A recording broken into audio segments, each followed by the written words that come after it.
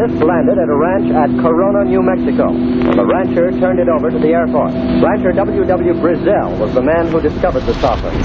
What I thought was a star began coming in my direction at a very rapid rate of speed.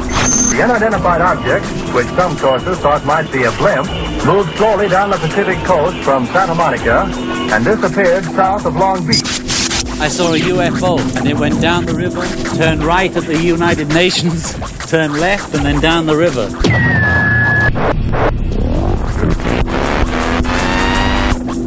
UFO classified. UFO classified. No more plausible deniability. Fact, fiction, or the truth. You decide. And now, the new voice of the high desert, the hostess of UFO Classified, Erica Lukes. Well, good afternoon and good evening, my friends. I'm Erica Lukes. Always excited to be here on a Friday night, and it has been a hot and smoky week here in Utah, and never a dull moment, must I say. I've been busy researching, putting the final touches on my archive, and I have spent a lot of time with Skinwalker Ranch, around the Uintah Basin, learning things, and it's a bit overwhelming sometimes, but I have finally come to the place where I'm stepping away from all of that melee. It's great. We're really excited. I'm excited for Jeremy Corbell and George Knapp to have their film released, but I'm getting back to business here as usual, which is really digging into research that is taking place outside of Skinwalker Ranch, because that truly is where all of the incredible things are happening. You've heard me mention Junior Hicks, who was a high school science teacher in the Uintah Basin, and he, back in the 60s, began researching cases of just really jaw-dropping experiences with people all throughout the Uintah Basin.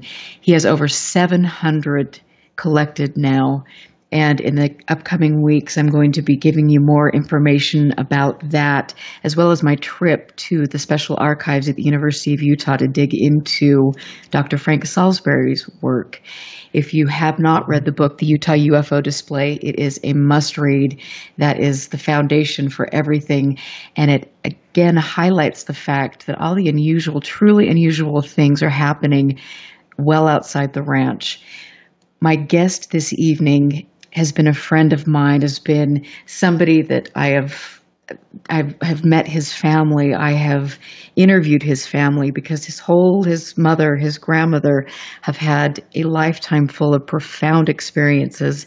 They are located up in the Uintah Basin, and we keep in close contact. We exchange information about sightings and things, and I'm really blessed to have him as a friend and a confidant when it comes to all of this.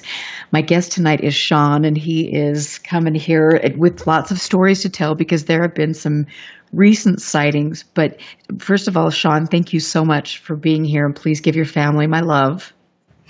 Well, thank you for having me, and it's good to talk with you. I know. It's great to have you here, and I want to give our listeners an idea of your story.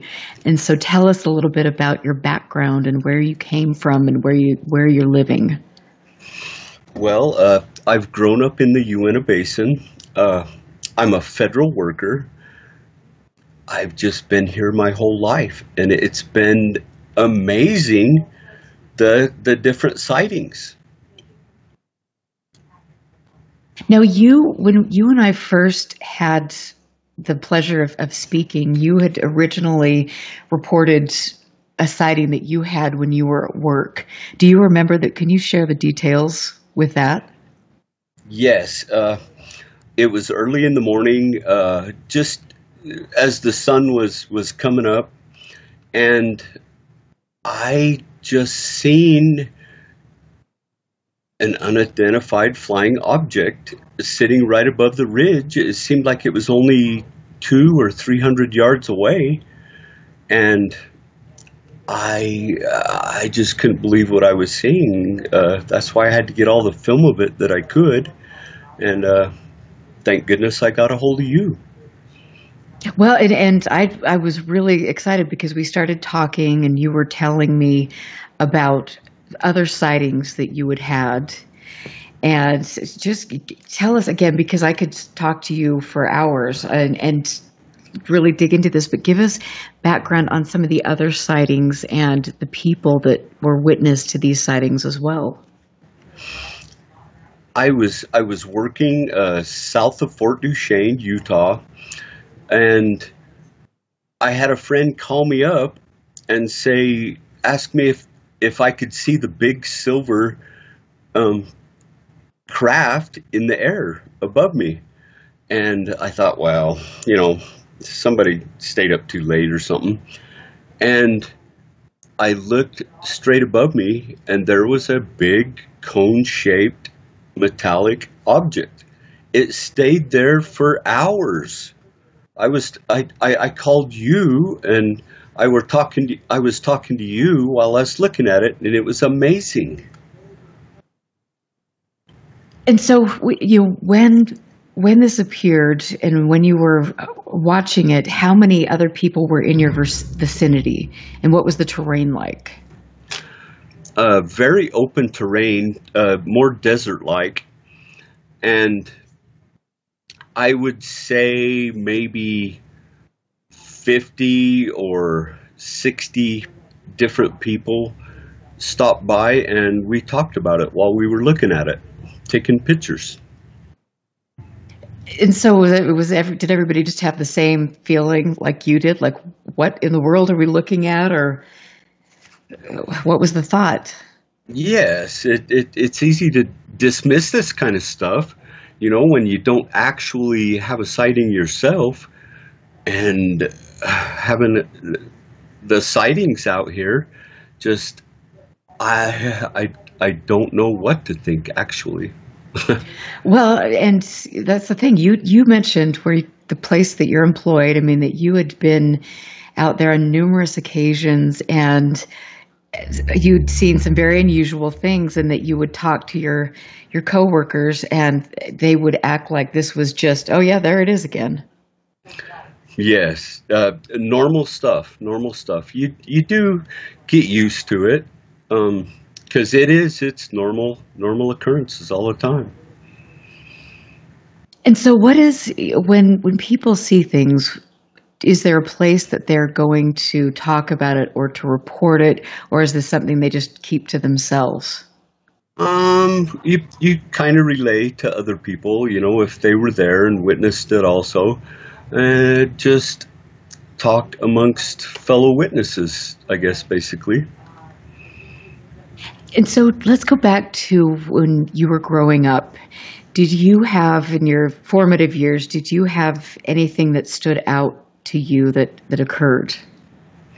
Well, my grandmother had just a tremendous event take place, and she ended up with radiation burns, no memory. I just didn't know what to think about that. Well, and that was when you told me that in our first conversation, you were talking about your family and some of the experiences, and you mentioned that, and I was, obviously taken aback by that, and that was what really led me to coming up there and doing a 2-day interview with your grandmother and your mother, and that was it was very. That will always mean a lot to me. It will stick out in my mind because that was very kind of you to graciously, all of you, let me in and to talk about this very candidly, experiences that are absolutely incredible. And I love it. I have all of the footage. In fact, when I come up there, we'll have to sit down and watch the footage that we shot that day. That would be wonderful. I know they sure, my mom and my grandma sure thought the world of you. They still do. Well, good. That was a wonderful event. Well, it wasn't. It was so much fun because I believe that you had, during that time, you had an uncle come in, from my recollection, and he was, he didn't want to go on camera or really talk about it. He was a little bit guarded, but he mentioned a Bigfoot sighting up there. Yes, and that's been in the family for years, and we just took that as somewhat normal, also. And this, I know, just to sit here and watch the family converse, it was incredible, just the things that come out.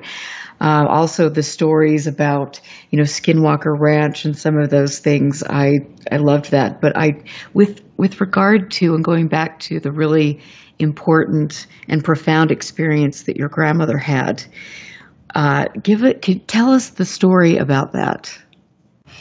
Well, my grandpa and my uncle Tim and my grandmother were out hunting rocks.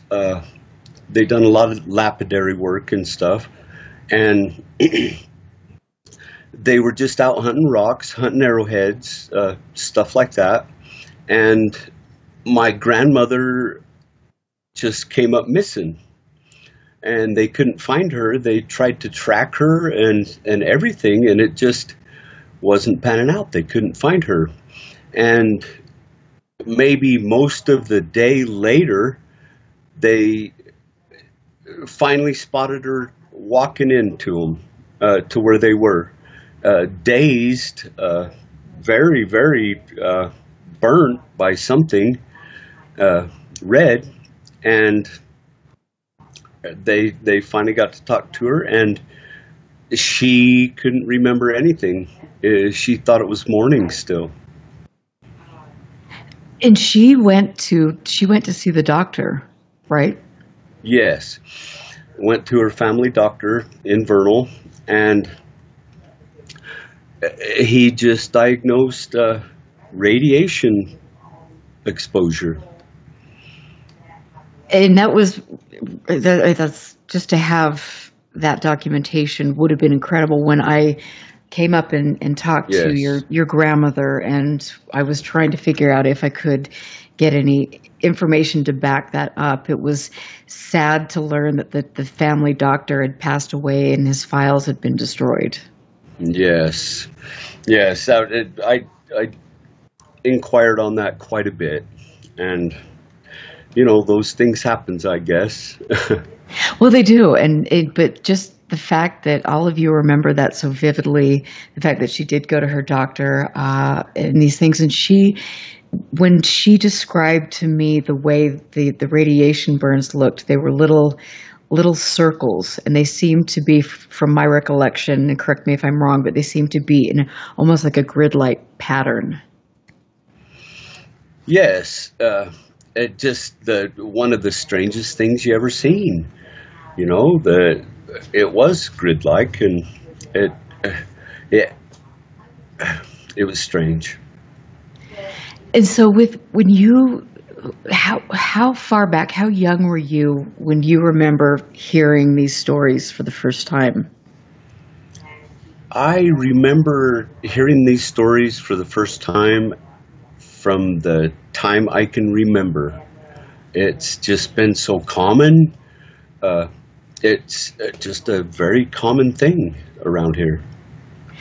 And that's the thing. It's when I look back, and I've been going through the video time and time again, because it fascinates me, and every time I'm learning something more. But there were so many events that your entire family went through, and one in particular that I'm thinking of, when your grandmother was out, and she was up in the mountains. They were in a trailer, and they had bread and milk.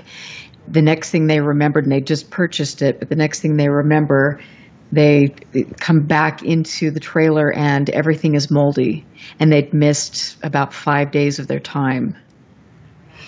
Yes, that was quite a big deal in the family, because you don't want that kind of stuff happening, with your parents and grandparents, and when it all came to fruition, to light, when we realized what happened, it was just one more of those things, that happened in the Uintah Basin.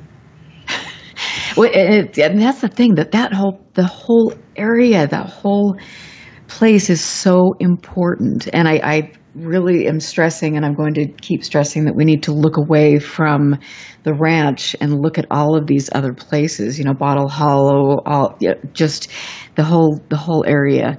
And I would love for you to just give us, because I think the case of the missing time with the family is a really crucial case. Can you give us a little more of the backstory on that? Yes, they would go to the mountains and cut firewood all summer and try to heat the house all winter that way, and it worked out very well for them. But I don't really think that was an isolated incident, because there were lapses in time on numerous occasions, and they truly, honestly had no idea that was taking place. And I hear some snazzy music in the background. Yes, that was all for you. Yeah. Thank you so much. I appreciate it. And snazzy, I sound like Grandma Moses again. I don't know what my problem is, but so with the missing time, I mean, I would love to know other examples of that, if you can think of anything where there was something that the family kind of talked about with regard to missing time. Yes, there was an incident around that time, maybe a little later, that my grandmother and my mom were traveling to see friends that were only about, maybe 45 miles away, something like that, one way. And what clicked them off about some missing time is the position of the moon had changed places in the sky, and they had not, to account for that amount of time, they really didn't travel anywhere near in the vehicle as far as they should have. And that was another thing with the family. And yeah, it's amazing. I'm going to come hang out with you guys again. Let's go see if we can have some experiences. That's because it's just one thing after another. We do. Well, and I will be there very soon. But I remember talking with your grandmother, and she's just a lovely woman. But she told me, when she got comfortable with me, about how she had an experience where she had a little friend that had passed away when she was under the age of 10, and she was standing by a river and just crying, why did this happen to me? And then the next thing she knows, there's a tall figure standing next to her, and she felt that this figure was comforting her, but it wasn't necessarily something that she felt was human. And I just remember her talking about that, and then the different instances throughout her life, like the missing time where the milk spoiled, different times. There was one time in particular where she was with, I believe it was her grandson, again, correct me if I'm wrong, but they were getting ready to go to bed, and they saw this huge light just illuminate the whole place. And the child, that was her grandson, right? Do you remember that story? Yes. I don't remember it all that well. I'm a grandson also. It was a different grandson, but commonplace stuff. Commonplace.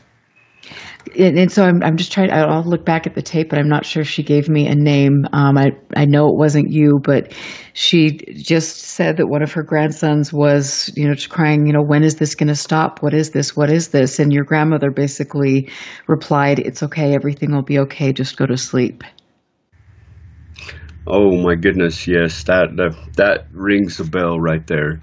I remember the incident now, and yeah, it terrified my cousin to death almost, and my grandma just took it in stride and dealt with it and moved on. Well, and what else can you do? I think when you have these experiences and that it is, okay, it's another day and here's another strange part to the day and something that you just become conditioned to almost. And I know that just in asking, I asked your grandmother and mother, how do you deal with this, and did you turn to anybody for help? And your grandmother said something, and I wish I could remember specifically the way she phrased it, but just that, she had no one to turn to. And that was, I got the feeling that was very difficult for her, as I can imagine. But it also, I think, with the religious aspect of the community and different things, it was just very difficult all the way around. But she had experiences. She had experiences where she remembered these entities coming into her room and taking blood. That was one of the interesting memories that she had, and she felt whatever they were, that they were truly healing her and protecting her. I know what you mean. Yes, she talked about that kind of stuff all the time, and that was her belief. Yes, she believed in that wholeheartedly, and there, those kind of things, they happen to a lot of people around here, but there's a stigma. You have to be crazy or something like that, or want attention or something, to be telling the truth. Some people think, and so they couldn't really talk to anybody, couldn't confide in anybody except for the family. And that must have been, I can't imagine. Well, I can, because I think for all of us, we go through this process where we have these sightings that are just, or these paranormal things happening around you, and it's just too much for people, even your dearest loved ones, sometimes to handle. And for all of you, especially since you're in a small community, and it's, everyone's going to work and doing their thing, and it is, like I mentioned before, a very religious community. It is a challenge. And that's, to me, when I talk about that, I automatically think of Junior Hicks. And I think that he is the biggest saint on the planet, because he helped the whole community make this more accessible. Yes, he really has. He's just tried to get the word out. We are going to take a break. I will be right back.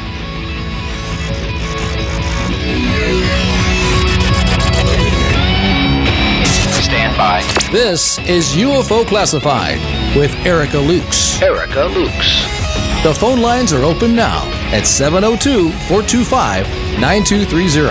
That's 702-425-9230. Worldwide callers use Skype name KCOR Radio. More UFO Classified. UFO Classified with Erica Lukes on the KCOR Digital Radio Network. After this. There is a world outside that which we live in. A realm where fact and fiction collide. The Paradigm Matrix. The Paradigm Matrix. Hosted by Willie Miranda.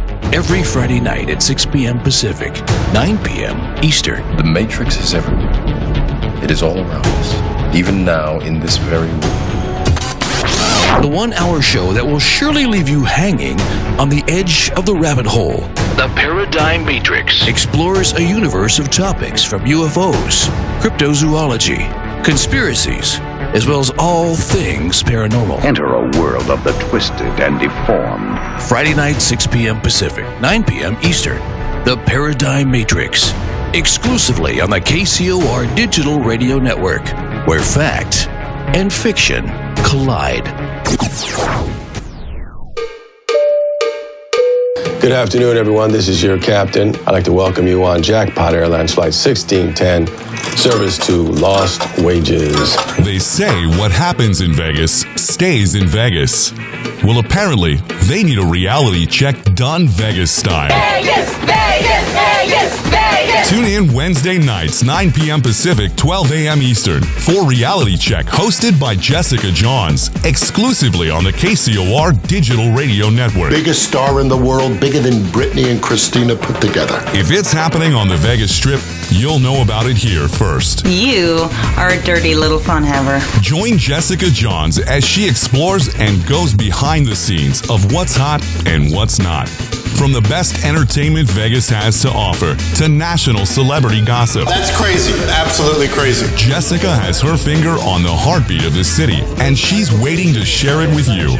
Reality Check, hosted by Jessica Johns. Wednesday, 9 p.m. Pacific, 12 a.m. Eastern. She does Vegas right. Yeah, baby.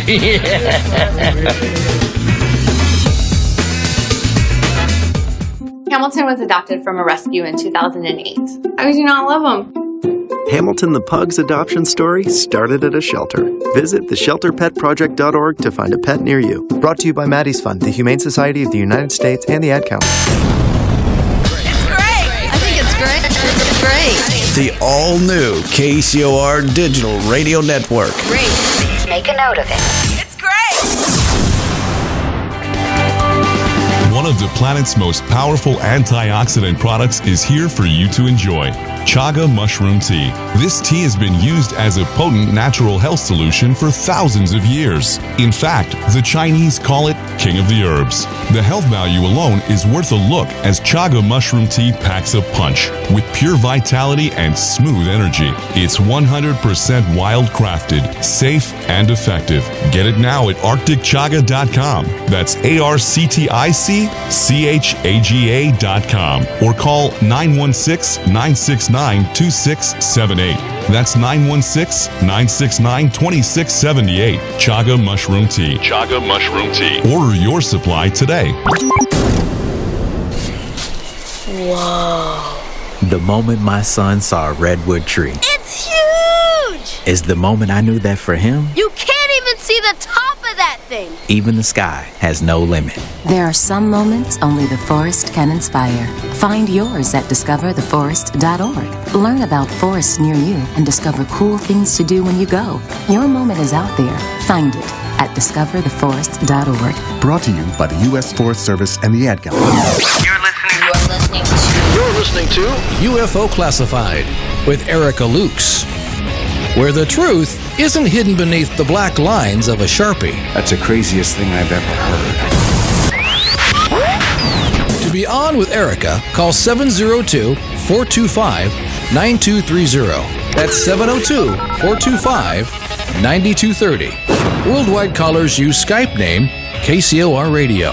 Radio contact. Share your thoughts on the show on Twitter by using hashtag KCOR. Or head over to the live chats at KCORradio.com. The audience goes nuts. And now, your host of UFO Classified. Are you ready? Erica Lukes. Erica Lukes. Welcome back to, in my opinion, a very, very special and important UFO Classified. I have spent the past few years really researching my neck of the woods, Utah, and there are so many cases, so many people whose lives have been touched by the phenomena. And in the Uintah Basin, now that we're seeing all of this hubbub with the new movie coming out and people flying drones over Skinwalker Ranch and all of this ridiculous behavior, it is important to remember that the Uintah Basin, the whole Uintah Basin, is an area that needs to be studied, that for decade after decade, profound sightings have happened to people, to school children, to people that are just trying to go about living their daily lives. And these events are sometimes terrifying, perplexing. They have no one to turn to. And I am lucky that I found this beautiful family who I just honestly, I'm so excited to be to know them, and I can't wait to see them in a couple weeks. I was joined by Sean, who has been a contact of mine for several years, and I went up to interview his family, and I'm just thrilled to be talking to his mother right now. And I want to say, it makes me happy to talk to you and to hear your voice. Well, it's great to be talking to you. I think about you all the time. Oh, I think about all of you too, and that the time I spent with both of you was really, really special to me. It's very, very much. And I know that I'm hearing that special music that is being played just for me again, but yep, just for you, but it's gone now. So I was talking a little bit to your son about Junior Hicks, and I know that you are very familiar with him. Give us your thoughts on. I know Junior. Yeah, I just know him though, and I know some of the things that he said happened when he was living there at the ranch, and that's about all I know. He said that they couldn't have a dog because it would end up, gutted. So now those must have been the Shermans. Junior Hicks is the Shermans. Yeah, that's the science teacher. The one he's in fact he is, in my opinion, he's a hero. He's collected 700 reports, and he's the one that the police officers used to field reports to because they didn't know what to do with these sightings. Yes, that's right. I remember about him. I don't know anything about him. Actually, I haven't even talked to him.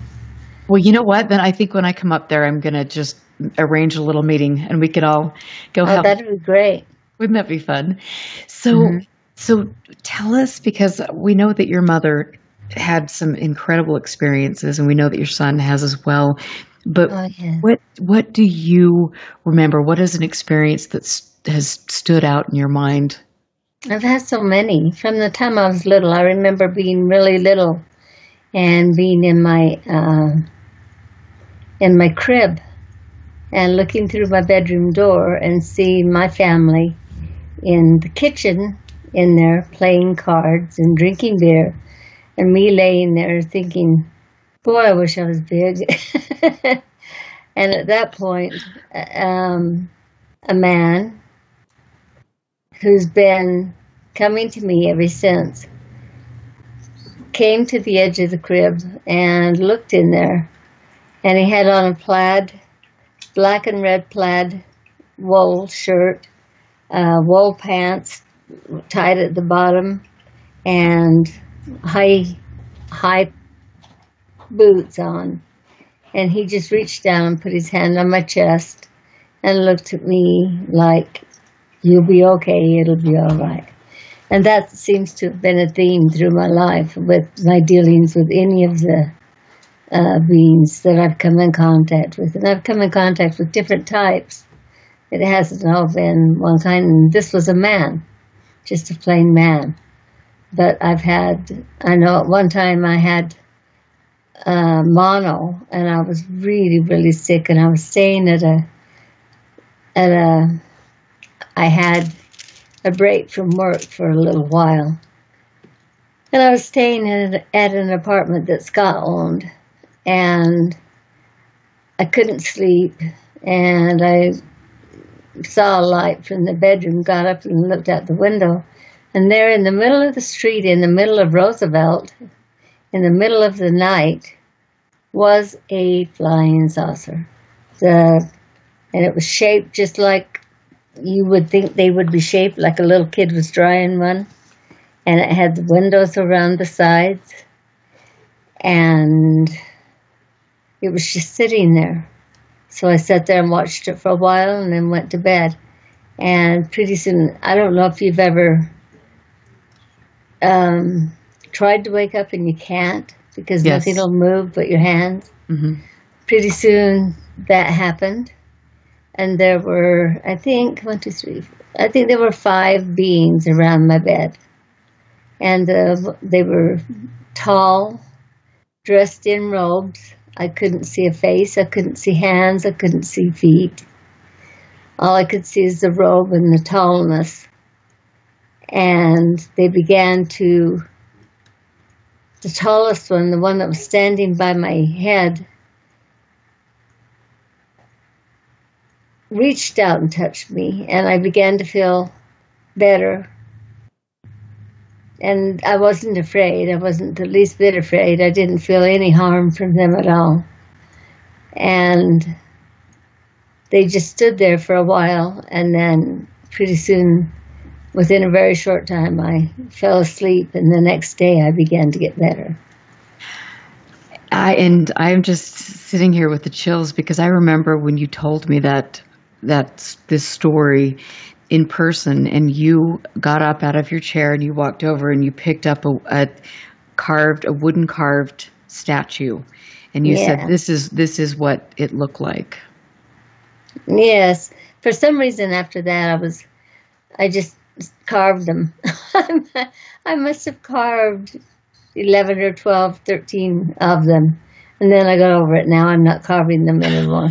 But isn't that interesting? It's like, and I have done that with my artwork.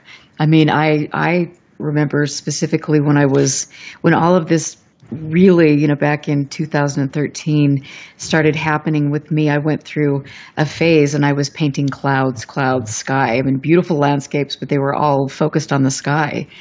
And it's like you use your art to try to express some of the things that have happened to you. You do. You try. But as far as I'm concerned, though, it's impossible for me to really express it. I don't know why. It's such a personal experience, but I think you've done a beautiful job of expressing it. And these are really difficult things. You all of you have been so brave to come out and talk about these things. And, I would love for you to just share a couple more of your experiences that you will remember for the rest of your life. Okay. I know. Oh, I know one. Yeah. That I haven't told you about. Oh, girl. Did I tell you about the one with 2 moons? No.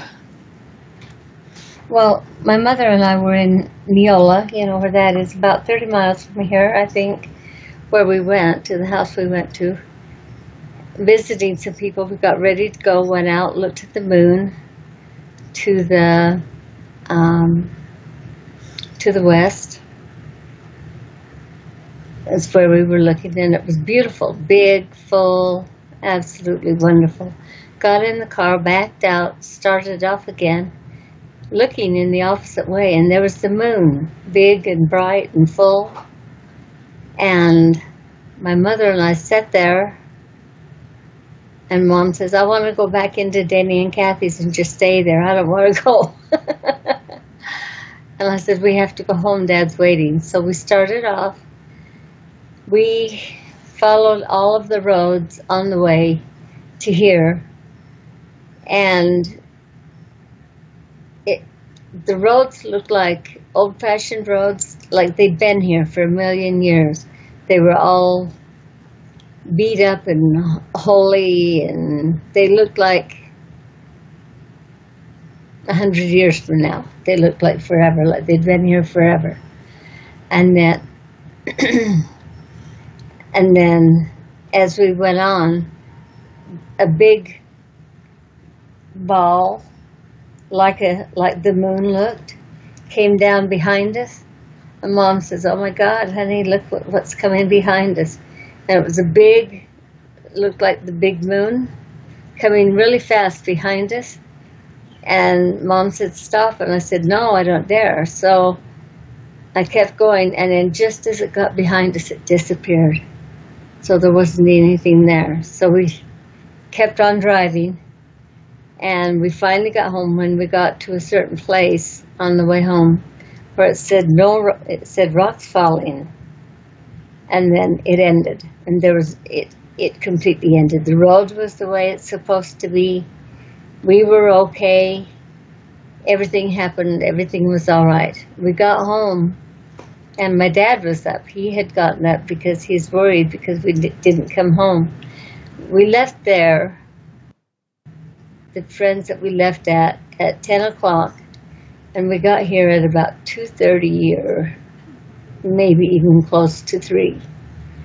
And we didn't know what had taken all that time, but we certainly, that's how long it took us to get here, to get home. That's quite the story. And Wow. we were afraid at the time.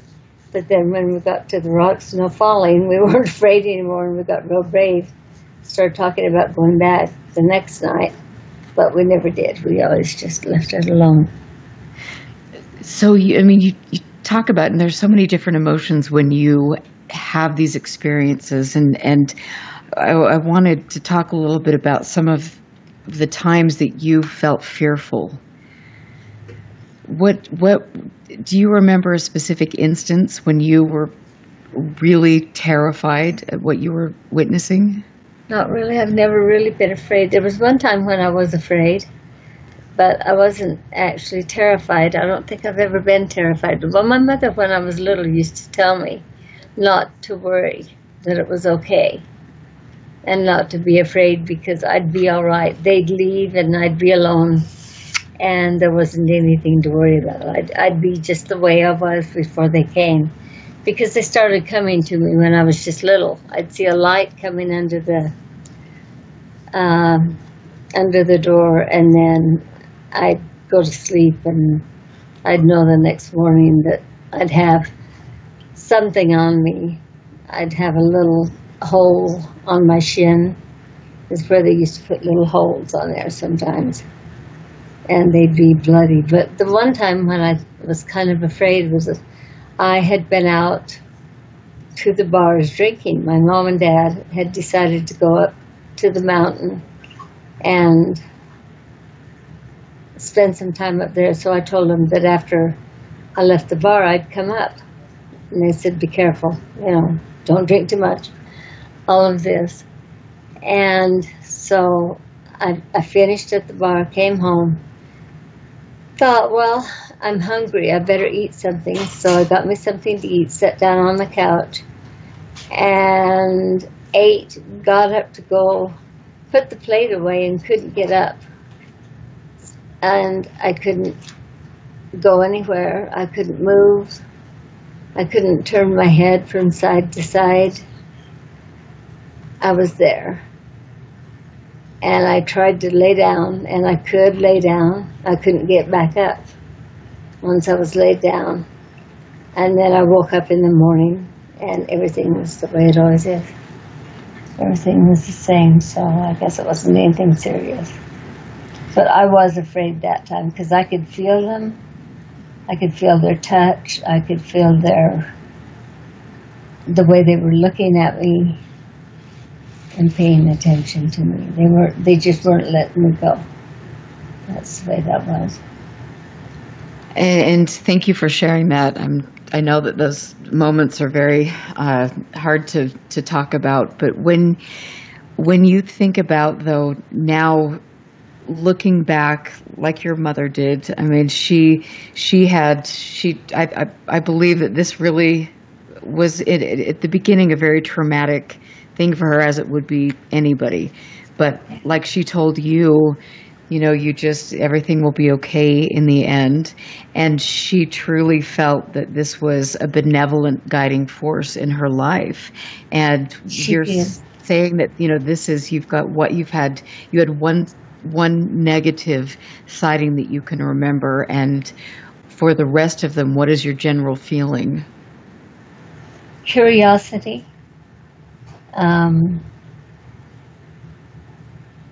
I think they wanted to know what I was doing, why I was doing it, what it was.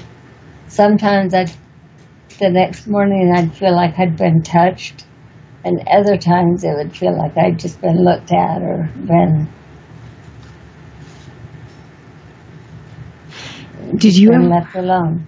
Did you talk to anybody at school or any of your friends about this when you were growing up? I did, and she told her dad, and her dad wouldn't let her play with me anymore. So I quit.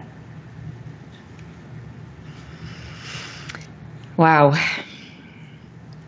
That breaks my heart, and that just makes it, I'm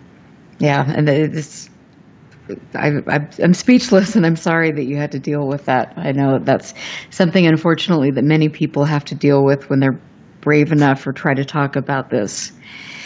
Did you, as you grew up, I mean, did your mother or did you reach out to any other groups or people to try to talk to about this experience? Not really, just one group, and they were related to us. And we found out, I can't even remember how we found out, we're having the same experiences. And then we were it was wonderful to find out there was someone else. And we'd have picnics and That's awesome. Oh, I know. It makes you feel like you're just in a very comfortable place when you can find people. Somebody else. Yeah, that's amazing. And with I remember being there, and I've got a lot of different photos from when you took me around the house, around your house, and you had said that one night you saw some lights and that there was a burned impression on the grass behind the house. Yeah, that happened not too long ago, in fact. The thing is I sometimes wonder if it's ever going to end, but I don't think it will. I guess because as I've gotten older, it's become less frequent, though. So maybe they aren't so interested in me. I don't know. And so what is your take on this? Because, for me, I mean, it started, my 20s. I was having paranormal encounters, which I still do, which I did last week. But it's funny because at that point in time, I put things in a box saying that this was a ghost. Or then, as I learned more about UFOs, this could be extraterrestrial. And now I'm to the point where I have really no clue, and this is all so blurry. But how do you feel about what's interacting with you? Well, it seems like it's all pretty much the same. Well, sometimes. But you have to understand, the house that we live in is full of ghosts, or whatever you want to call them. You can call them whatever. Because, I mean, in the middle of the night, things go crazy sometimes. Just a few nights ago, I woke up. And I got up and went in the kitchen. That's where I heard the noise. And there wasn't a thing out of place. Not one thing out of place. It sounded like pots and pans moving around. But sometimes I do try to put it in a box because people will ask, well, was it like this? Was it like that? I don't know what it was like. It just happens. Sometimes I'll see what looks like a spirit. I see that a lot. The spirit thing, I think, is what happens the most, and what I see the most is the spirit. And I see them, and I feel them. They touch me. I feel like they're looking at me. I feel like they're behind my chair. I'll feel my dad behind my chair. After he died, he started doing that. Because he would always do that when he was alive. So I'll feel him right there just for a minute. And then that's all. And I call them ghosts. Because I don't know what they are. Right. So at the end of the day, has this been a beneficial experience for you? What would you tell other people that have experienced these life-changing events? What advice could you give them?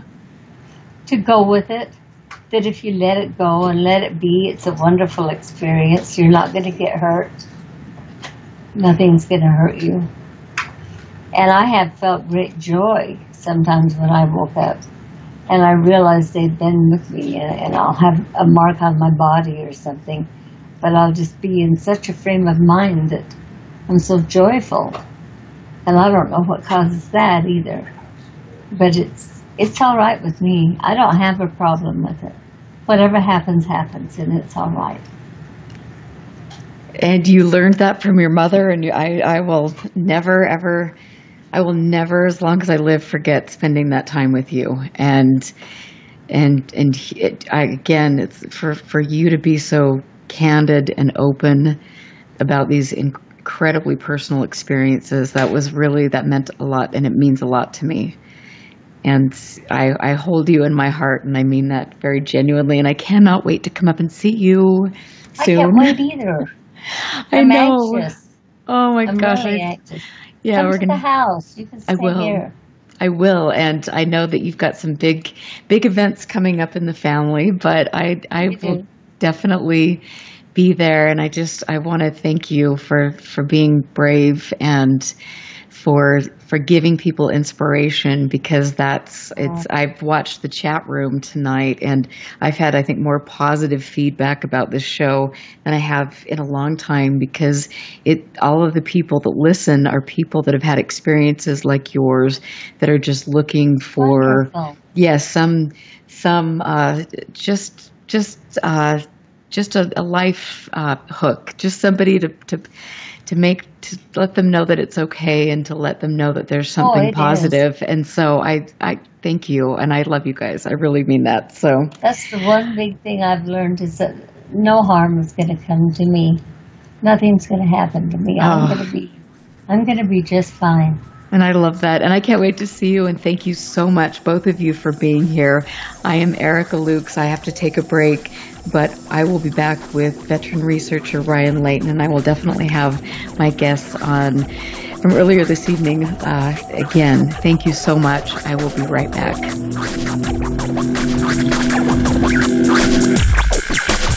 Listen very carefully. This is Houston. Say again, please. Houston, we've had a problem. This is UFO Classified, live every Friday night, 4 p.m. Pacific, 7 p.m. Eastern, exclusively on the KCOR Digital Radio Network. The truth is out there, just waiting to be discovered. And now, if you will, accompany me on a journey to the future. For more information on the host of UFO Classified, Erica Lukes, upcoming guests, as well as links to the past shows, visit her website at ufoclassified.com. UFO Classified. UFO Classified. UFO Classified. This is KCOR Las Vegas, home of the Digital Radio Network, broadcasting from a shack just south of Area 51. Wait, that doesn't exist. This is the KCOR Digital Radio Network. Now for the news.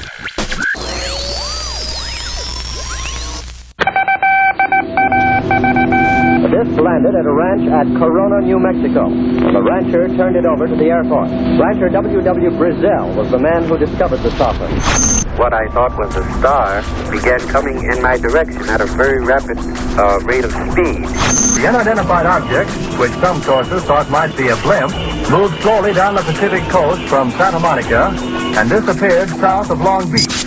I saw a UFO, and it went down the river, turned right at the United Nations, turned left, and then down the river.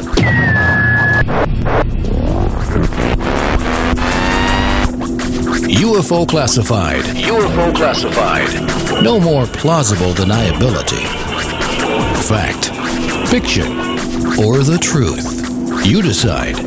And now, the new voice of the high desert, the hostess of UFO Classified, Erica Lukes. Welcome back, and happy Fantopia Friday. I'm Erica Lukes. Always happy to spend my Friday evenings with you on the best digital network on the planet. I want to give a shout out, as I always do, to my excellent producer and station owner, Tina Marie. She rocks. She runs a respectable radio station where we are really free from a lot of the political agendas and some of the dysfunction we see in mainstream ufology. With that said, that sometimes it gets frustrating when you're turning to the community for answers and you see all of this rhetoric and see the dysfunction and the ego. And as a researcher and somebody in the public eye, that becomes very debilitating sometimes. And so to have an interview with people like I'm interviewing tonight brings me back to the reason that I do this, and that is because so many of us have had incredible life-changing experiences, and we need to form a cohesive community where we can deal with this. And I am privileged to know my guest this evening, Sean, and his mother, and I've interviewed them. I've got a beautiful, beautiful interview with the mother and grandmother, and I have not yet released all of that publicly because I feel the time will be right, and I also feel very protective of all of you. And so welcome back to the show. Thank you for coming in for another half an hour, because there's so much more I want to talk about, and I feel like we're on a roll. You had mentioned before your mother came on, you were talking about Junior Hicks, and you have met Junior a lot. You've interacted with him. Can you tell me your thoughts on Junior? Well, if you want a respectable, forthright, honest person to relay any of these events to you, you couldn't find a better person than Junior. He's just, he's just completely honest about what he does. He's done it for so long. He's tried to get the word out, and he's just a good guy. He is, and to me as a researcher, I've been really fortunate, and you all need to come down to Salt Lake and see the new library that I have, because I have, oh my gosh, I've got probably one of the largest magazine and periodical collections with regard to UFOs in the Western United States. It just all of these great resources and all of my research and other people's research. But I will tell you, there's no one that stands out like Junior Hicks. And if it weren't for Junior Hicks, I can tell you that Skinwalker Ranch in the Uintah Basin would not be on the map. And so we all owe him a huge debt of gratitude, because he has cataloged by himself 700 different reports of things over decades. It's amazing. So I'm excited that you have known him and interacted with him. But I want to ask you, I want to go into some of the different places around your area where you have seen things. And I know that Bottle Hollow has come up a bit. Can you tell us anything about that area? Well, it's more or less on the fringes of the real hot spot around this area, and there's several places like that, like Bottle Hollow, but it's the same kind of stuff, and people just don't want to talk about it. And so, what types of things are happening? What have you heard about Bottle Hollow? Well, the proverbial skinwalker. It seems to be a real hot spot right there for that sort of thing, and it's amazing. It's happening all the time. Have you ever had an encounter with a shapeshifter, a skinwalker? Yes, I believe I did. I was with some BIA officers and some other officers that are friends of mine, and we went to a lady's house because she said a guy in a bear suit was trying to tear her screen door off, and so we all showed up. It was the middle of the day, and it was just textbook skinwalker. It could be, I could say it no better. And so when you have had people, and obviously there are people in your community who are very concerned about this, and there are certain areas that you don't go out of respect and for your own personal safety. what are the thoughts, and what are give us some background on some of the skinwalker lore in your area. Well, it's quite religious. It's a religious aspect, and there's certainly things you do and things you don't, and when you do them, and when you don't, that sort of thing. It's just unspoken rules because everybody already knows about them. And so, tell us more about that. And some of your, I would really, really love to know about your time when you have been on the reservation. Oh yes, I don't think it's actually a thing that is isolated to reservation lands. It spills over, and it's just so common. Just the other day, as a matter of fact, I have a good friend that his 2 black labs ended up with surgical incisions around the genitals and stuff like that, and you just have to take it as it comes. So can you give us a little bit more detail about that? Because obviously I think we're all intrigued.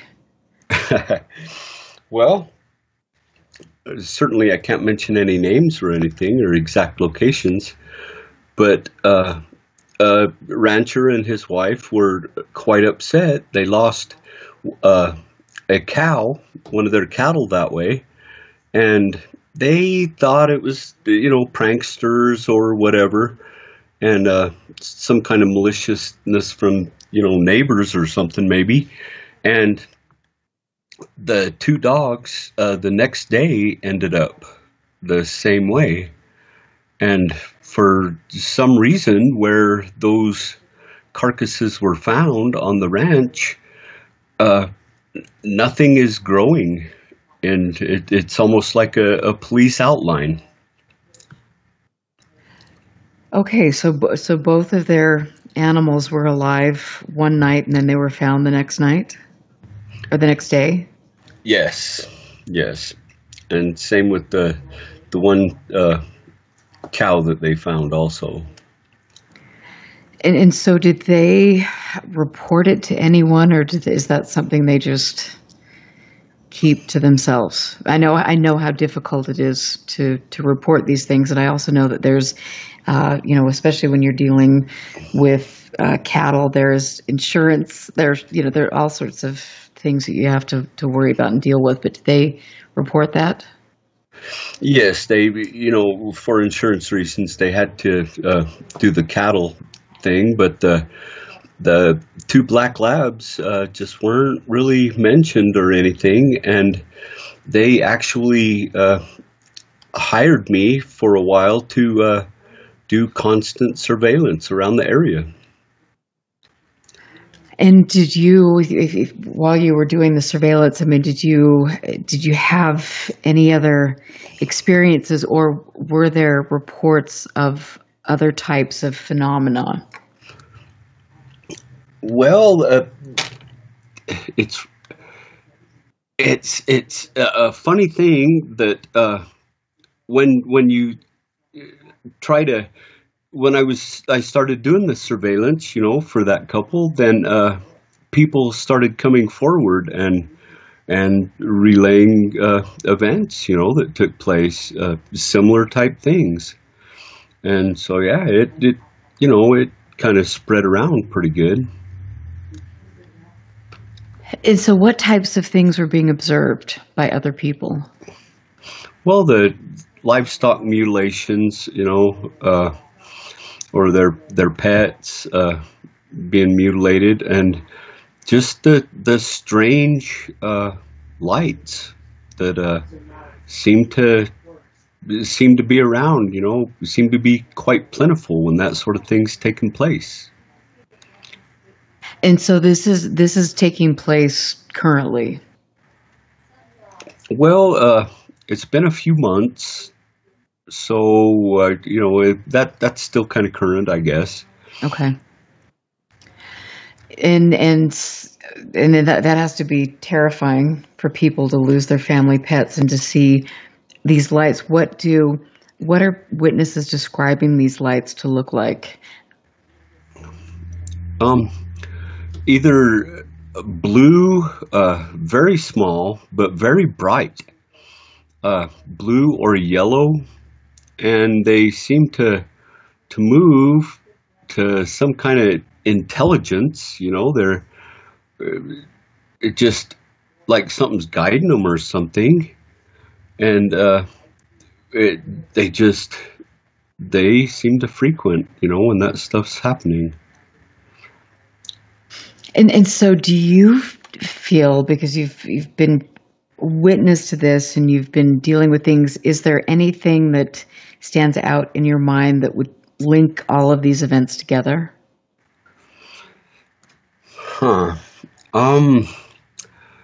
As crazy as it might sound, I think that there's shifts in the UFOs, the unidentified stuff that's spotted. Sometimes there's a lot, sometimes there's a few. And I think I may be seeing a correlation in the amount of hydrocarbons that are taken out of the ground at that particular spot. Can you elaborate on that? Yeah, it seems like when the oil, when they start producing a lot more oil in a certain area, and it could be just the influx of a lot of people, creating interest from somebody else. But it seems to really pick up with the way that's happening. And so can you describe other events where you feel like where you can see a correlation with what's happening with the oil production? Because I know right now in the Uintah Basin there are a lot of companies coming in there, and it's probably ramped up a great deal. Yes, it has. And it's kind of good for the economy and that sort of thing. More money that's around, the more that's around. But it's you hear some of these new companies that are coming in, you'll talk to them eventually, and they have the same instances occurring to them as the locals and everything else. And a lot of times they just don't know how to respond to anybody, because they're outsiders, and they don't want to be more of an outsider by telling an incredible tale.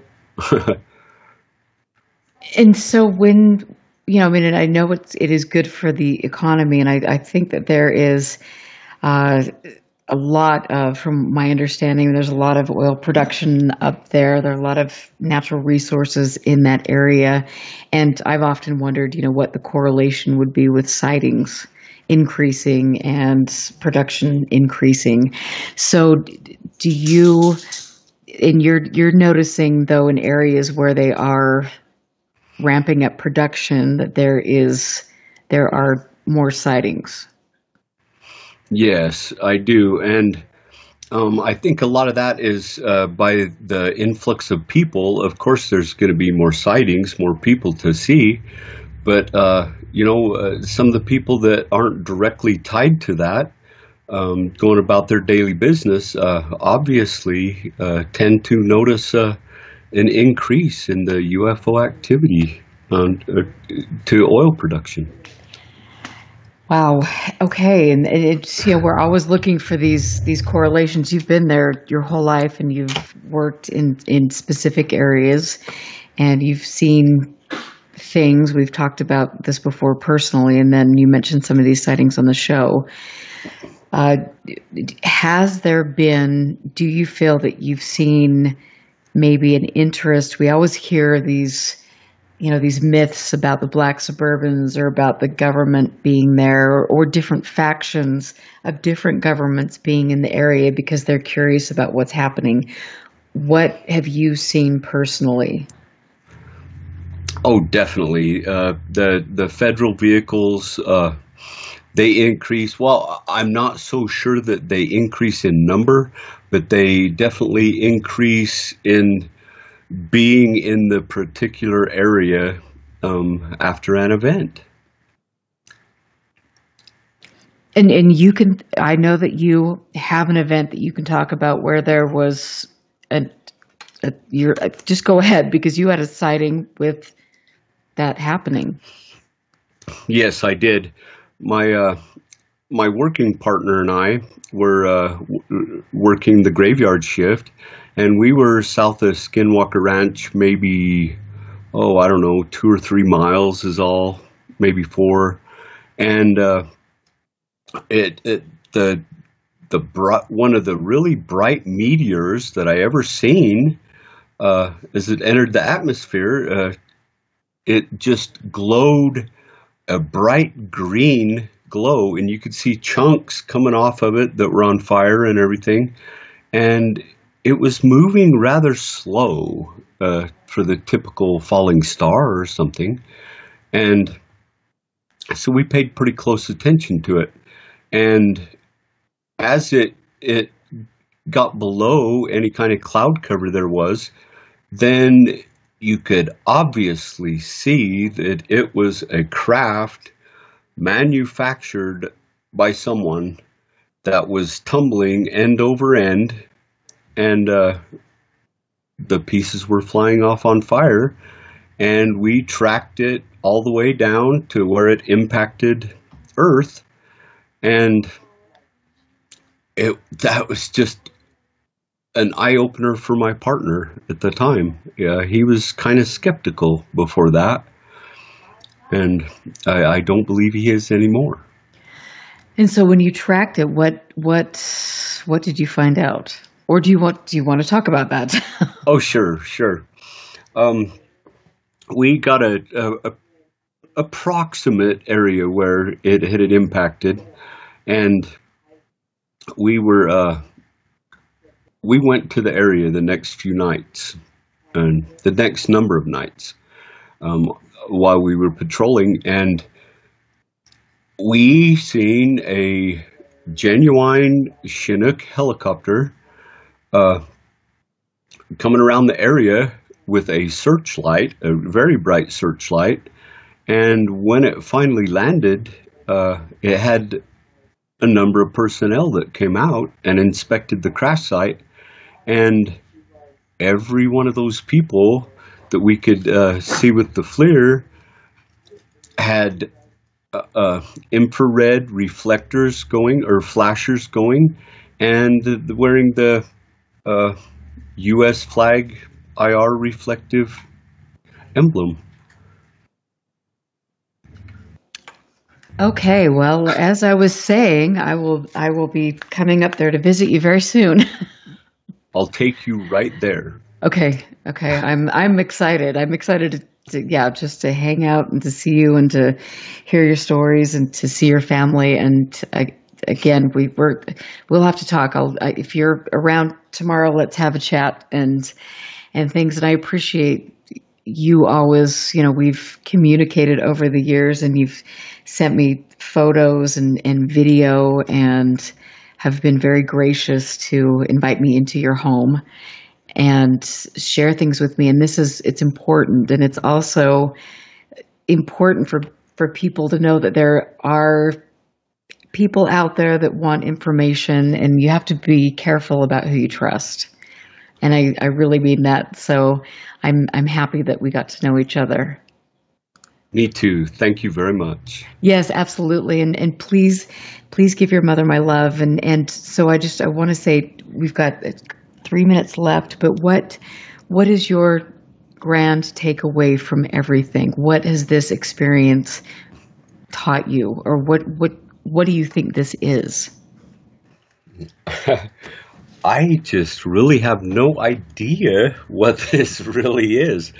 I know it's something for sure. It's tangible, and I just feel so fortunate to have grown up in this place where I do. There's so many things, that are happening that we should just take note, and I feel very fortunate to be a part of that. And that is great. I mean, it's all you can do. And I think it's really, it is a life-changing thing. It is something that is fascinating. And once you have an experience, it just gets under your skin and you just want to go out there and you want to find more and you want to meet it head on.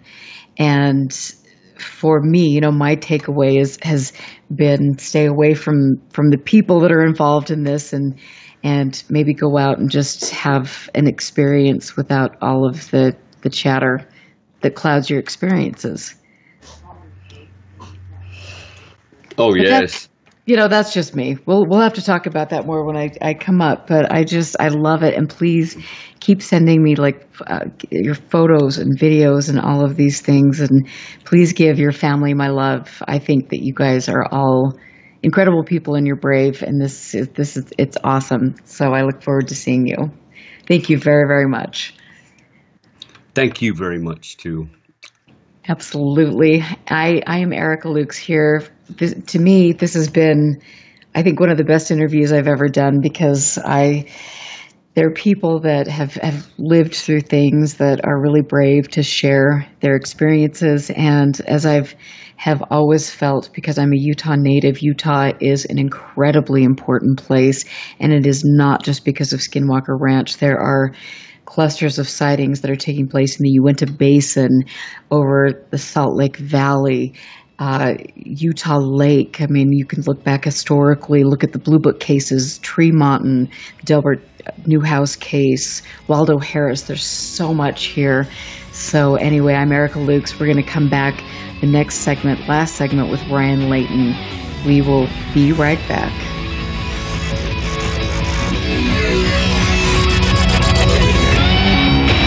Stand by. This is UFO Classified with Erica Lukes. Erica Lukes.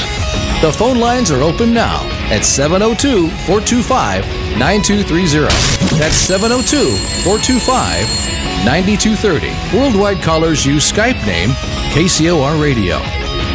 More UFO Classified. UFO Classified with Erica Lukes on the KCOR Digital Radio Network. After this. 1 million miles till midnight. A story of timelines, artificial worlds, simulated races, and the galactic imprint, and the destiny of a blue world called Earth. 1 million miles till midnight, written by Solaris Blue Raven, is a journey through the mind's eye which allows the reader to surf a wave of technological and multidimensional intellect, revealing a bridge between conscious design and the truth. A multidimensional bleed-through awakens the world of artificial intelligence to set sail into the frontiers of a vast multiverse, morphing planets and terraforming ascended worlds beyond the linear programs of a fated race. 1 million miles till midnight will awaken, inspire, prepare, and enlighten one to the many multidimensional states of consciousness and worlds we reside in. With every cell and atom, we are this truth and multiverse. 1 million miles till midnight. Written by Solaris Blue Raven. Available now at Amazon.com. Don't wait. Get your copy today. It's great. I think it's great. It's great. The all-new KCOR Digital Radio Network. Great. Make a note of it. It's great. If ever a breed was affectionate to a fault, it's the Golden Retriever. They're people dogs, pure and simple. And the Golden Retriever Rescue of Southern Nevada needs your help. If you would like to volunteer, foster, adopt, or donate, go to the Golden Retriever Rescue of Southern Nevada's website at grrsn.org. That's grrsn.org. or call 598-GOLD. That's 598-GOLD. Gee, it's so quiet. Too quiet. Terribly quiet. Awfully quiet. Do you have an hour to kill? Well, crank up those EVPs, spirit boxes, and walk the haunted halls of the unknown with UK's very own paranormal investigator, David Cook.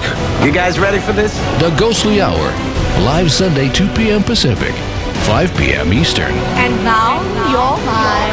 Come hear first-hand accounts of some of the most famous ghost sightings, photos, and videos from around the world.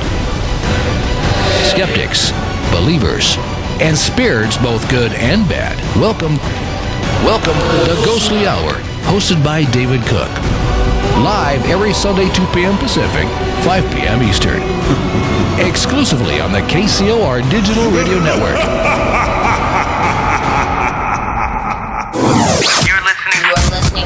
You're listening to UFO Classified with Erica Lukes, where the truth isn't hidden beneath the black lines of a Sharpie. That's the craziest thing I've ever heard. To be on with Erica, call 702-425-9230. That's 702-425-9230. Worldwide callers use Skype name KCOR Radio. Radio contact. Share your thoughts on the show on Twitter by using hashtag KCOR. Or head over to the live chats at KCORradio.com. The audience goes nuts! And now, your host of UFO Classified. Are you ready? Erica Lukes. Erica Lukes.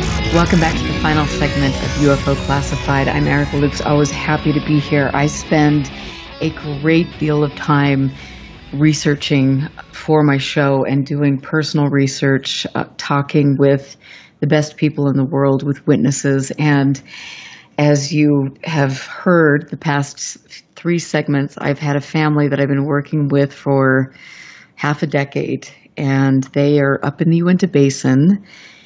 The Uintah Basin is truly an incredible area, and I want to just tell you that we're all focusing on Skinwalker Ranch and all of these things, and there is much more that is going on, and I think it might behoove all of us to look at some of these other hot spots instead of focusing in on the ranch. And I'm here now with Ryan Layton, who has been on my show before. He's a colleague and friend of mine here in Utah. Ryan Layton was one of the first people involved at Skinwalker Ranch, but has also done extensive research with regard to Utah. And this is important because, Ryan, as you know, there is a lot more going on that has nothing to do with the ranch. Well said, Erica. So when, I can't wait for you to hear the interview, because what the 2 people that were talking told me is that there were ongoing animal mutilations taking place up in the basin. There were many different sightings of blue orbs, and it's just been a very curious time for them. And they're also seeing, of course, Sean told me that he had seen the Ancient Aliens film crew come in to interview close to Skinwalker Ranch and yada, yada, yada. So there are always people trying to jump on board the Skinwalker thing. But you know, and I know, that we need to look elsewhere, right? Look everywhere. And so tell us, when you've investigated things that are outside of the ranch, quote unquote, where have you, we've been talking a lot this week about some of the crop circle formations. And I don't think most people have a clue about what took place back in the 90s with regard to crop circles. Will you just fill us in? Okay, we'll switch gears. I wish I could have heard your 3 segments this evening. I hear that. Well, you will. Well, and we'll talk about that more. I am sitting on the edge of my seat waiting for that. I can't wait. I can't wait so much that it's hard for me to get into the crop circle subject. Oh, we'll get back to that, because I think you and I need to do a little investigating on our own. Okay, well, it'll be a kind of a nice diversion for a few minutes then. Exactly. All right, what most people don't realize, it's been a few years, and I don't think, very few people, except those in, say, Cache County, remember the crop circle years that happened here in Utah, which would be 96, 97, and 98 in Cache Valley. Two more, one in Teton, Idaho, I was personally involved with in about 2002, and then about 2003 in Spanish Fork, Utah. Interesting, within close proximity of the Hare Krishna Temple. So that's the chronological time period on those occurrences. Next question. So you got tipped off to the crop circles, and you were out there and you were on the scene. So what was the first crop circle that you went to? 96 in Providence, Utah, little farming community directly south of Logan. And let's see, how did I get turned on to that exactly that morning? Geez, who called me? Somebody called me. I'm trying to, it's been so long, I can't remember my source, but I rushed right up there as soon as I got word, and interviewed the farmer and walked out on the crop formation, and met a very dear friend of mine today who actually lived about 180 yards from the crop formation, and this is 96, so we're looking at what, 18, 19? Oh gosh, can't believe it, 22 years ago, probably this month, August. And that acquaintance is still a good friend today, and anyway, I investigated it from there, and that being my first crop formation, it looked great, it was impressive, but I still had to do a lot of consulting with other crop formation people, to understand what you're dealing with, the do's and the don'ts, and so on. So, I dealt with Linda Howell in those days, who's done a lot of crop formations. And then, of course, Nancy Talbot with the research team in the lab in Michigan. So, and by the way, those samples in all those crop formations, about a grand total of 7 of them, possibly 8. One of them I didn't even get into. The sheriff department wouldn't let us in one particular one, which was really a beautiful one, and I believe that was 90. Yeah, that was the 98 one. So that's okay. Your turn to ask a question, but and so you're saying I hope that helps. No, that is incredible, and I think the really interesting thing is in '96, that's the time when Bigelow purchased Skinwalker Ranch. Oh, that was an exciting summer in the paraphysical, paranormal, metaphysical world of research and investigation. Yes, there were a lot of things going on there in those late 90s. It was really exciting. And so I would drive from Moab to the crop formations to the ranch, and I really felt like a paranormal superstar in those days. It was so exciting. Well, you are. But, I mean, what else was going on? I mean, we know what happened at the ranch during that time, but what else? I mean, we've got the crop circles taking place in a different part of Utah. What was taking place down in Moab, in that area? Well, I think, let's see, is that the time period? That might be the time period I went down and interviewed that, well, anyway, remember I mentioned the story about the Air Force colonel who got abducted off of Interstate 70? Yes, but will you tell us about that, though? Oh, that's an amazing one. Yeah, that was Thanksgiving Eve, 1986. And we tripped upon, again, oh, yes, I remember now. I was down in Moab recreating, and I was at their local outdoor coffee shop, Eclectic, quite the place, and engaged in a conversation with somebody, and they says, oh, you should meet this nurse in town. He's got a story about a Air Force colonel who came into the small hospital there on Thanksgiving Eve, 1986, who was apparently abducted. And I says, what? Yeah, and they said, yeah, this is a great story, great piece of information. So we found him in another, UFO researcher that was hanging out with me here in Utah, California at the time. So we went and interviewed him, and holy hell, talk about mind-blowing what he had to say. And here's what he had to say. That on the night of Thanksgiving Eve, about midnight, 12:30, a woman dropped off a Air Force colonel who was driving from Florida to California. And last thing he remembers is out on Interstate 70, the sun was going down, and which is near Moab, where this took place, Thompson Springs. Next thing he knows, since he was accustomed to going airborne and being in the Air Force, that he felt him and his truck going airborne.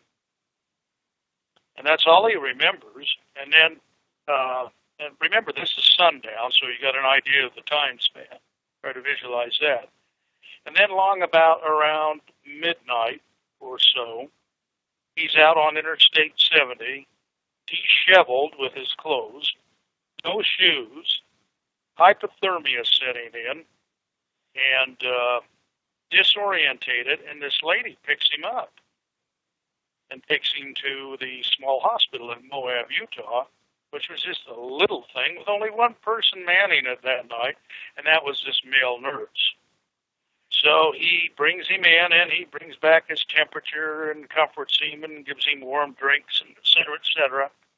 And then when he comes to, feels a little bit better, he says, I want to call my CO, commanding officer in Florida. It's okay. So he calls Florida, and about 4 or 5 hours, here comes a caravan of Air Force personnel who pick him up from the hospital. Steal him, actually. And they don't check him out, don't say a thing. They just put him in a wheelchair, wheel him out to the vehicle, and off they go. But he told the nurse the story that, like I just said, last thing he remembers is the sun going down Thompson Springs. So you'd probably look at, say, till midnight. Let's just say roughly to that time of year. Oh, heck, let's just call it 6 hours missing time. And essentially that's the story. And then the next day, our good friend Ron Reger, the Bureau of Land Management guy, just happens to see a helicopter, double-bladed one, hauling a truck out of the Badlands north of Interstate 70. So whether that was his truck or not, it's sure, sure interesting and highly suspect that it was. So essentially that's the story. And then later on, as the years passed, I turned NIDS onto that, and they were interested in it. And to this day, they've got that on file. And that's an interesting case. And when you're telling me that, I think about a book that I have. It's called No Return, the Jerry Irwin story. Are you familiar with that? Not that particular one. No, I'm not. So this is interesting. It's a Utah-based story. A young soldier returning from leave speeds through the desert, and then a blazing object streaks across the sky. He's stunned, stops to investigate, and then he blacks out. And then the next thing he knows, he's at a hospital in Texas, and his whole life is turned upside down. You mean next thing he knows, the event occurred Yes. in Utah? Yep. And he's in Texas? Yes, and so it's and I would love to get David Boer on the show and the whole story. But again, it takes place in Utah, and so this might be something for us to put our heads together and talk about. I'm curious, what part of Utah did that occur? I will send you all of the links and all of the information about that.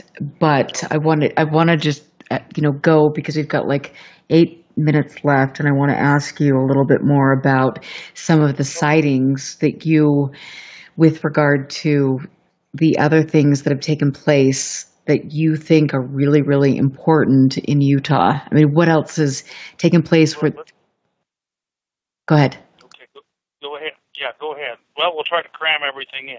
You mean UFO sightings? Well, yes, UFO sightings. That'd be awesome. Well, like I told you once before, the mothership sighting is no pun intended.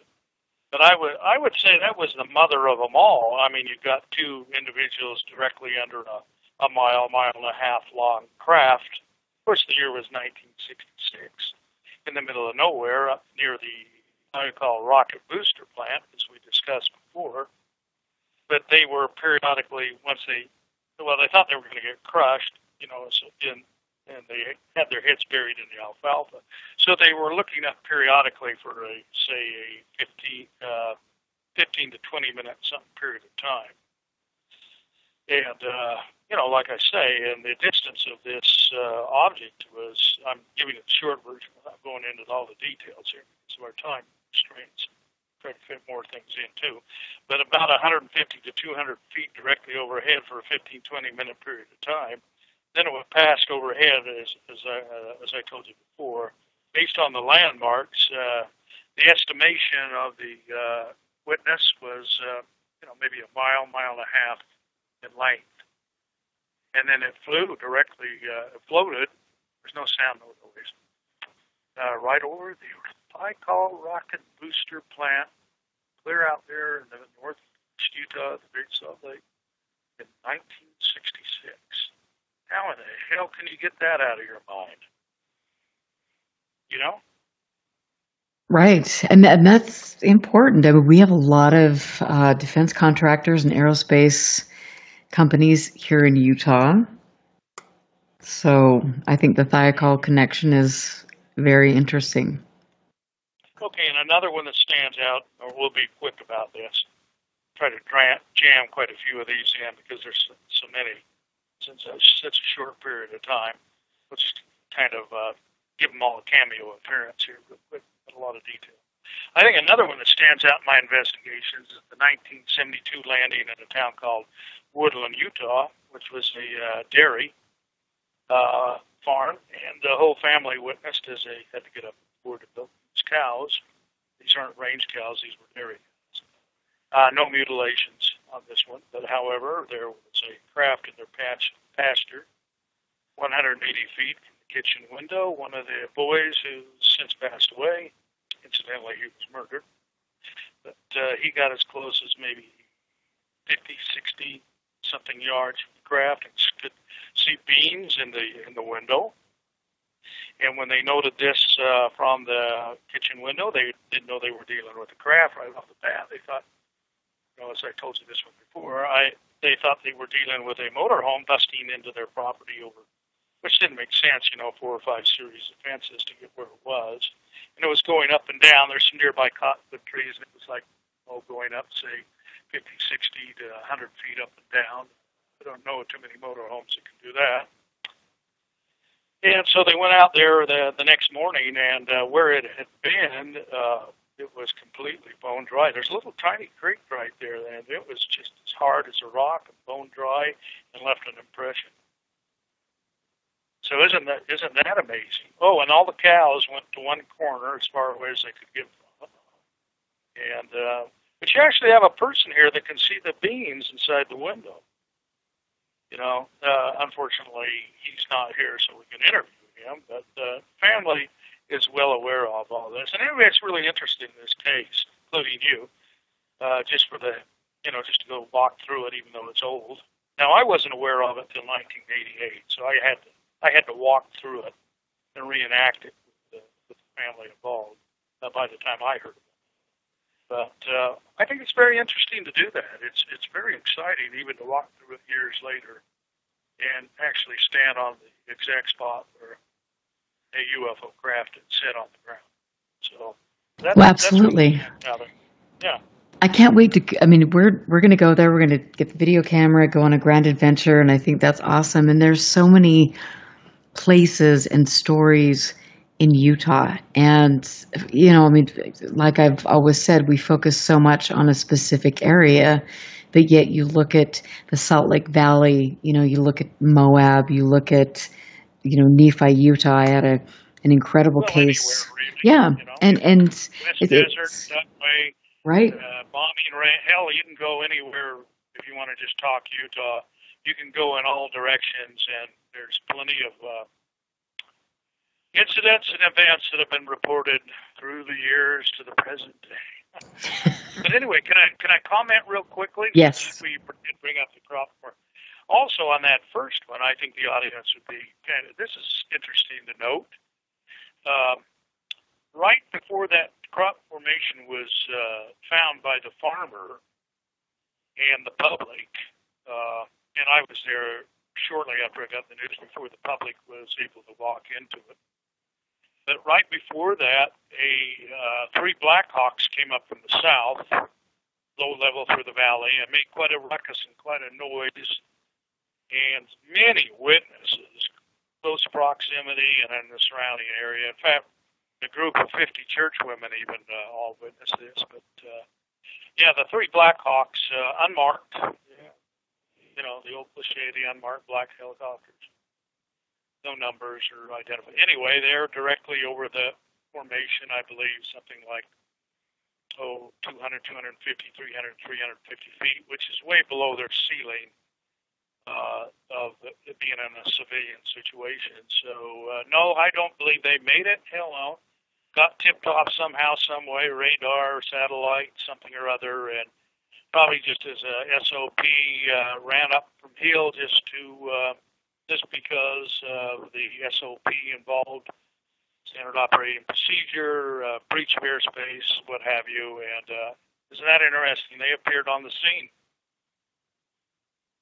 That is interesting, and yeah, I mean, there's so much more, and I am really looking forward to getting the truck out, getting the video cameras, and just going out and being in some of these places, and at the very least preserving the history that is Utah, which is so important, and you've laid out that groundwork, and I love it, and I want to ask you, as much as I have said that I want to steer away from this because I think we should, but with regard to all of the Skinwalker hubbub, I mean, what is your gut on all of that? Is there stuff that has activity increased, and should this be the area of our focus?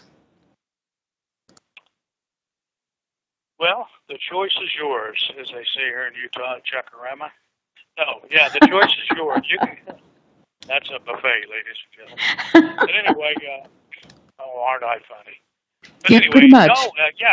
No, you can concentrate on the ranch, but I'd say a lot of these other areas are all active and open, and it's a lot of fun to go back for someone who doesn't know these certain events and reenact them with the cooperating people right on location, and then you begin to get a visual. Of course, it's all history, of course, and documenting.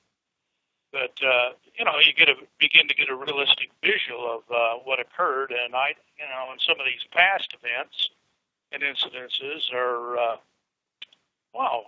they're epic. I mean, they're really exciting and interesting.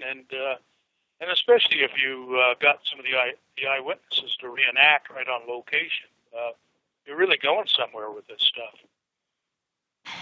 And to me, and I think to you as well, and we've talked about this numerous times, it is important to preserve that history, because we've got all of this history about the ranch, but yet we don't have a repository of all of the incredible sightings that have taken place outside of the ranch. And to me, I think my focus now is to get that information out there. And I'm excited to go hang out with you and videotape. Yeah, you go ahead. Go ahead. I was too eager to throw another one in there. Yeah. Sorry. Go ahead. I cut you off. No. Go ahead, because we've got 4 minutes to show close. We've 4 minutes, so. Well, and then another one is that, which I find it interesting. One, if it all holds true and correct, and I felt that the witness was telling me the truth. Around 2001, I believe it was, when he went south of Vernal, and him and his party and his four-wheel drive there in the middle of that red wash country there, and which is a really exciting one, when they saw the black teardrop craft up close and personal. And you have several witnesses there. I felt that he was telling the truth, but the rest of the story. I don't know if I have time, or should I throw that in, of who all else was out there. What do you think? You know what? You've got like 1 minute to show close, so just throw it in there really quickly. Now, the Black Suburban Security Force just happened to be out there. I mean, really, what are the chances of that at the same time? In fact, they tried to intercept them. And since we just got a few seconds, maybe I'll stop there because there's a little bit more to the story, and maybe we'll take the last few seconds for a breather. But, that'll do. I mean, that'll do for now. It's not enough time to go into the other details. But I mean, look at that one. I mean, wow. I mean, really now. Isn't that as interesting? Absolutely. And there are interesting games and sightings afoot. And for me, I'm just excited to get out and go with you to look at these other places so we can focus our attention away from maybe the political, whatever is going on and just get out, preserve history. And Ryan, I want to say thank you so much for being here. I'm cool with that. I'm very cool with that. Yeah, well, let's do it. I've got like 30 seconds to show close. Ryan Layton, you freaking rock. And I want to thank all of my listeners for being here. I appreciate you supporting the show. Doug, thank you. You mean the world to me. And I want to thank so much the family that came on to share their experiences. I will be back next week, but stick around for Willie and Miranda. Have a great night. Be safe. Listen very carefully. This is Houston. Say again, please. Houston, we've had a problem. This is UFO Classified, live every Friday night, 4 p.m. Pacific, 7 p.m. Eastern, exclusively on the KCOR Digital Radio Network. The truth is out there, just waiting to be discovered. And now, if you will, accompany me on a journey to the future. For more information on the host of UFO Classified, Erica Lukes, upcoming guests, as well as links to the past shows, visit her website at ufoclassified.com. UFO Classified. UFO Classified.